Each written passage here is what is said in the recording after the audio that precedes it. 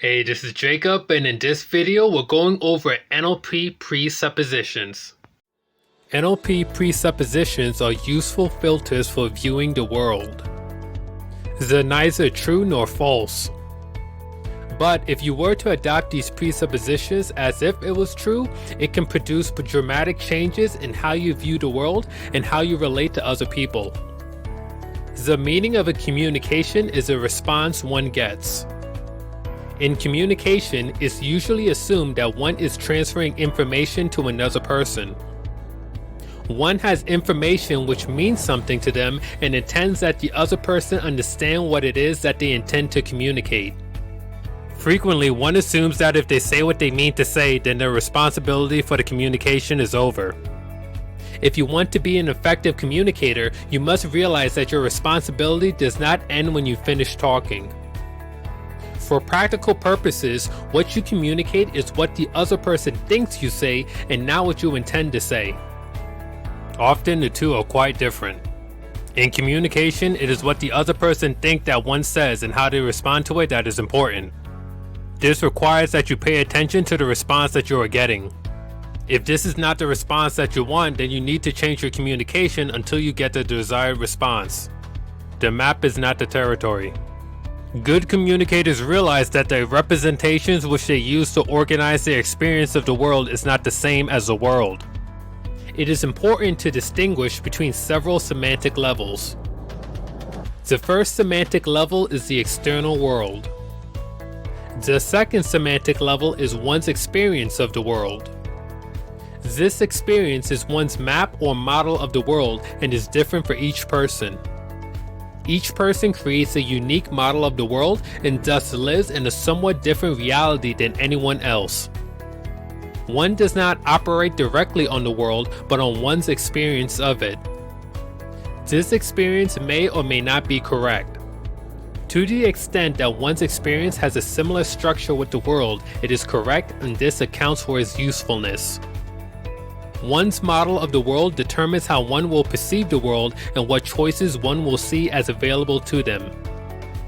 Many NLP techniques involve changing one's model of the world to make it more useful and to bring it more in line with the way the world actually is. Language is a secondary representation of experience. Language is the third semantic level after the external world and one's representation of the world, respectively. Language is not experience, but a representation of experience. Words are merely arbitrary tokens used to represent things one sees, hears, or feels. People who speak other languages use different words to represent the same things that English speakers see, hear, or feel. Also, since each person has a unique set of things that they have seen, heard, and felt in their lives, their words have different meanings to each of them. To the degree that these meanings are similar, people are able to communicate effectively. When there are more differences than similarities, then problems begin to arise. We can use language patterns like the sleight of mouth model to help us speak more concise as well as create positive change in others. Mind and body are parts of the same cybernetic system which affect each other. Mind and body both refer to aspects of the same whole or gestalt. They act as one and they influence each other in such a way that there is no separation. Anything that happens in one part of a cybernetic system like a human being will affect all other parts of the system. This means that what you think affects how you feel and that the condition of your physical body affects how you think. Your perceptual input, internal thought process, emotional process, physiological response, and behavioral output all occur both simultaneously and through time. In practical terms, this means that you can change how you think by either directly changing how you think or by changing your physiology or feelings. Law of requisite variety. In any cybernetic system, the element or person with the widest range of behaviors, variability, or choice will control the system. Control in human systems refers to the ability to influence the quality of one's own and other people's experience in the moment and through time. The person with the greatest flexibility of behavior, i.e. number of ways of interacting, will control that system. Choice is always preferable to no choice, and more choice is always preferable to less choice. Behavior is geared towards adaptation. One's behavior is determined by the context in which that behavior originates. One's reality is defined by one's perceptions of the world. The behavior that one exhibits is appropriate to their reality. All of one's behavior, whether good or bad, is an adaptation. Everything is useful in some contexts. All behavior is or was adaptive given the context in which it was learned. In another context, it may not be appropriate. People need to realize this and change their behavior when it is appropriate to do so. Present behavior represents the best choice available to that person. Under every behavior lies a positive intent.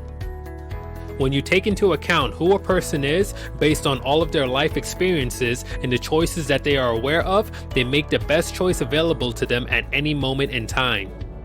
If they are given a better choice, they will take it. In order to change someone's inappropriate behavior, it is necessary to give them other choices. Once this is done, they will behave accordingly. Neuro-Linguistic programming has techniques for providing additional choices. Also, in Neuro-Linguistic programming, one never takes away choices from their clients, nor anyone else for that matter. One only provides more choices and explicitly contextualizes the existing choices. Behavior is to be evaluated and appreciated or changed as appropriate in the context presented.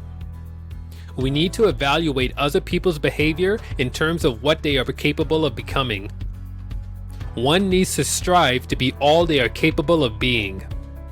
People have all of the resources they need to make the changes they want. The task is to locate or access those resources and to make them available in the appropriate context. Neuro-linguistic programming provides techniques to accomplish this task. What this means is that in practice, people do not need to waste their time trying to gain insight into their problems or in developing resources to deal with their problems. They already have all the resources which they need to deal with their problems. All that is necessary is to access these resources and transfer them to the current time frame. Possible in the world and possible for me is only a matter of how. If any other human being is capable of performing some behavior, then it is possible for you to also perform it. The process of determining how they do it is called modeling and is a process by which neuro-linguistic programming came into being in the first place. The highest quality information about other people is behavioral. Listen to what people say, but pay more attention to what they do. If there is any contradiction between the two, then rely on the behavior. It is useful to make a distinction between behavior and self. Just because one screws up on something does not mean that they are a screw-up. Behavior is what a person says, does, or feels at any moment in time. This does not equate to one's self. A person's self is greater than their behaviors. There is no such thing as failure, there is only feedback. It is much more valuable to view one's experience in terms of a learning frame than in terms of a failure frame. If a person does not succeed in something, this does not mean that they have failed. It just means that they have discovered one way not to do that particular thing. One then needs to vary their behavior until they find a way to succeed.